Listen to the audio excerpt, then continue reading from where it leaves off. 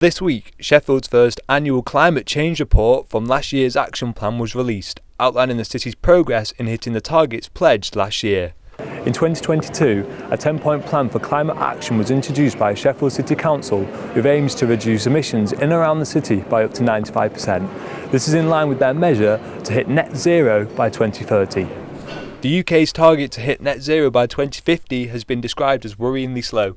And this seems to be the same case with Sheffield, with it standing 33 years behind if it wants the plan to succeed. The council is doing the best that it can. It's very slow progress. I would like it to move faster, but I also am very aware of the national and local constraints on action that we have. Point 6 of the 10-point plan outlines reducing emissions in 7 different route maps, including land usage, housing and transport. Initial figures from the 2017 baseline show that out of these route maps, housing, transport and industrial and commercial practices produce over 70% of Sheffield's emissions. In the most up-to-date data released by the report, Sheffield produced over 200,000 kilotons of CO2 in 2021.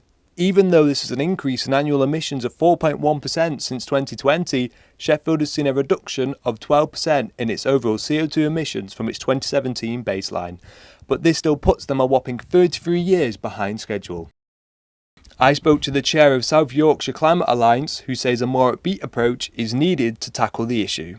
There was no get up and go, there was no drive, there was no flag bearing, and it's almost like waiting for the officers to bring the next, when will your next report be ready? Oh, it'll be ready in February. Oh, that'll be lovely.